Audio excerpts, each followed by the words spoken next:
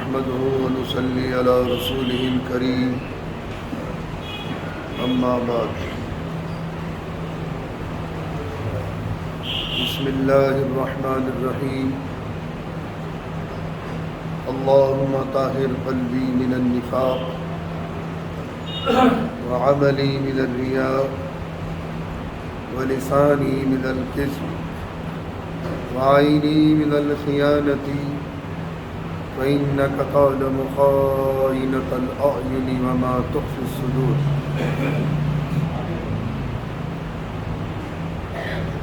عزیزان گرامی،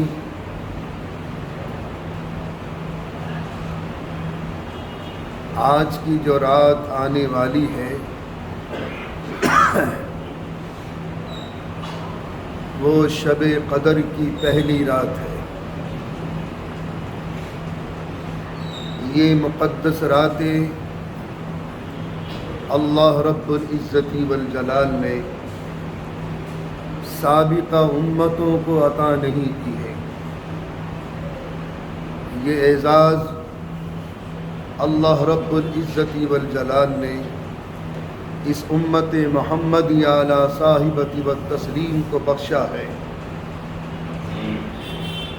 یہ 5 راتیں اتنی قیمتی آ رہی ہیں، یہ مغرب کی اذان سے شروع ہو جائے گی اور فجر کی اذان تک رہے گی۔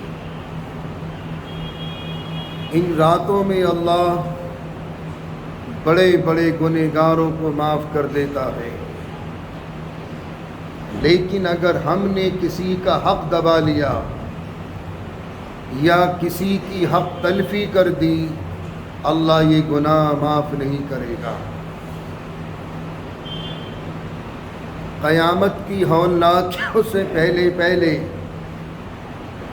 عزیزان گرامی، وقت موت سب کو آنا ہے، موت کا ذائقہ سب کو چکھنا ہے۔ دنیا میں ہی اپنی دامن کو پاک کر لو، ورنہ کل قیامت کے دن بڑی شرمندگی اٹھانی پڑے گی۔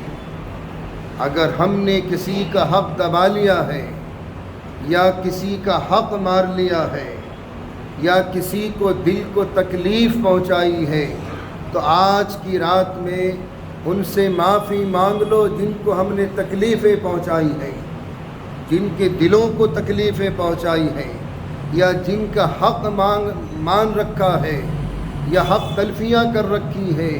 حق والے کو حق دے دو، ورنہ اس رات میں بھی معافی نہیں ہوگی۔ محبوب الہی کہنا تو بہت آسان ہے، محبوب الہی کہنا تو بہت آسان ہے، لیکن محبوب الہی بننا بہت مشکل ہے۔ حضرت شیخ نظام الدین اولیاء رحمۃ اللہ علیہ محبوب الہی کب بنے؟ کون سی وجہ تھی کہ اللہ نے ان کو اس منصب پر فائز فرمایا؟ علم حاصل کرنے کے بعد پاک پٹن پہنچے، بابا فرید گنج شکر رحمۃ اللہ علیہ کے دربار میں۔ حضرت نے پوچھا کہاں سے آئے ہو؟ فرمایا دلی سے۔ اس زمانے میں نہ بسیں تھیں، نہ ٹرینیں تھیں، نہ ہوائی جہاز تھے۔ دلی کی سرزمین سے پیدل سفر کیا پاک پٹن کا۔ حضرت شیخ نے فرمایا کیوں آئے ہو؟ کہ شیخ آپ کی جوتیاں سیدھی کرنے آیا ہوں۔ ارشاد فرمایا جوتیاں تو بعد میں سیدھی کرنا، اگر تمہارے پاس کسی کا حق ہے یا آپ نے کسی کا حق مار رکھا ہے یا کسی کے 2 پیسے آپ کے سر ہیں، انہیں واپس کر کے آؤ، جب میری خانقاہ میں داخل ہونا۔ عزیزان گرامی، جوتیاں سیدھی کر دی تھی ایک دن استاد کی، جوتیاں سیدھی کر دی تھی ایک دن استاد کی، ایسا لگا تقدیر ہی پلٹ گئی۔ اے شان کریمی مجھے مایوس نہ کرنا، اے شان کریمی مجھے مایوس نہ کرنا، تقدیریں بدلتی ہیں دعاؤں کے اثر سے۔ حضرت شیخ نظام الدین اولیاء رحمۃ اللہ علیہ واپس پلٹے اور اتفاق سے کبھی طالب علم کے زمانے میں کسی بینڈر سے جلد ساز سے اپنی کتابوں کی جلدیں بنوا لی تھی، اس کے 2 آنے آپ کے سر تھے اس بنیے کے، اس جلد ساز کے۔ آ کے تلاش کیا، تلاش کرنے کے بعد 25 سال پرانی بات ہو گئی تھی۔ 25 برس کے بعد وہ 2 آنے اس بنیے کو واپس کرنے آئے۔ ان کا گھر تلاش کیا، بنیے کے دروازے پر جا کر دستک دی اور فرمایا کہ آپ کے 2 آنے ہیں، آج سے 25 سال پہلے میں نے اپنی کتابوں کی جلدیں بنوائی تھی طالب علم کے زمانے میں، یہ حق آپ کا تھا، میں آپ کے پیسے دینے آیا ہوں۔ اس بنیے نے پوچھا بیٹا کہاں سے آئے ہو؟ کہا پاک پٹن سے آیا ہوں۔ فرمانے لگا کہ شاید وہاں مسلمان رہتے ہیں، شاید وہاں مسلمان رہتے ہیں۔ مسلمان کی شان تو یہ ہے کہ المسلم من سلم المسلمون من لسانہ ویدہ، کامل مسلمان وہ ہے کہ اس کی ہاتھ سے، اس کی زبان سے، اس کے کسی قول و فعل سے کسی دوسروں کو تکلیف نہ پہنچے۔ یہ مسلمانوں کی شان ہونی چاہیے۔ اپنی اخلاق سے، اپنے کردار سے، اپنے معاملات سے اور اپنے حسن اخلاق سے، اپنی گفتار سے ایسا میسج چھوڑتے چلے جاؤ کہ دنیا کی قومیں اش کر کہنے لگے یہ ہیں پکے سچے مسلمان۔ مسلمان کی شان یہ ہے۔ پھر یہاں سے پلٹے اور پاک پٹن تشریف لے گئے۔ بابا فرید گنج شکر رحمۃ اللہ علیہ کی جوتیاں سیدھی کی، آپ کی خدمت کی، اور وہاں سے پھر محبوب الہی بن کر تشریف لائے۔ پھر فیض پہنچا، 7 فرما رواؤں کا دور دیکھا سلطان محبوب الہی رحمۃ اللہ علیہ نے، 7 بادشاہوں کا، اور بڑے جاہ و جلال کے بادشاہ۔ اس میں علاء الدین خلجی بھی ایک جاہ و جلال کا بادشاہ تھا۔ علاء الدین خلجی نے کئی مرتبہ درخواست کی کہ حضرت میں آپ کی خانقاہ میں آن کر آپ کی زیارت کرنا چاہتا ہوں۔ حضرت نے انکار فرما دیا، ایسے ظالموں کا میری خانقاہ میں کوئی کام نہیں ہے جو قوم پر ظلم و ستم کرتے رہے۔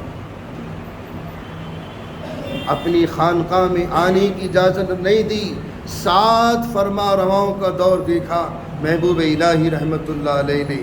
تو عزیزان گرامی، محبوب الہی کہنا تو بہت آسان ہے، لیکن محبوب الہی بننا بہت مشکل ہے۔ آج کی رات جو آ رہی ہے وہ بہت قیمتی رات ہے۔ اس قیمتی رات میں جو مانگنا ہے مانگو، لیکن دل جمی کے ساتھ میں، یکسوئی کے ساتھ مانگو، انہماک کے ساتھ مانگو۔ یہ نہیں کہ ہاتھ تو ہمارے پھیلے ہوئے ہیں اللہ کے دربار میں رو ریا گڑ گڑا ریا، لیکن دل و دماغ اس کا کہیں اور ہے۔ جب ایسی دعا مانگیں کہ دل و دماغ ہمارا حاضر نہ ہو تو اللہ بھی ایسی دعائیں قبول نہیں کرتا۔ جب تم اللہ کی طرف متوجہ نہیں ہو تو اللہ تمہاری طرف بھی کوئی توجہ نہیں فرماتا۔ تو یکسوئی کے ساتھ، انہماک کے ساتھ دعائیں مانگنی ہیں، اور دعائیں ایسی مانگو، گڑ گڑا کے مانگو، لیکن وہ دعائیں حد قبولیت کو جبھی پہنچیں گی، بارگاہ قدسی میں وہ دعائیں جب قبول ہوں گی جب ہم نے کسی کی حق تلفی نہیں کر رکھی ہوگی۔ یہ گناہ اتنا بدترین ہے کہ انسان یہاں بھی خوار ہوتا ہے اور قیامت کے دن بھی اللہ اس کو خوار کرے گا۔ جب تک حق والے کو حق نہیں دلوا دے گا اسے جنت نصیب نہیں ہوگی۔ تو میرے بزرگوں، حق والے کو حق دے دینا، آج دے دو کل دے دو، مرنے سے پہلے پہلے اپنے دامن کو پاک کر لو اگر سرخ روئی چاہتے ہو دنیا میں بھی اور آخرت میں بھی۔ ایک اور بات ذہن نشین فرما لے، یہ مقدس مہینہ اللہ کا پاکیزہ مہینہ ہے۔ اس ماہ سیام کا احترام کرنا بھی ہمارا واجبی حق ہے۔ میری بہت سی ماں بہنیں برقع پہن کر جا رہی بازاروں میں اپنے محرموں کے ساتھ، اور یوں ہی دن کے حصے میں دندناتے کھاتی پیتی پھر رہی ہیں۔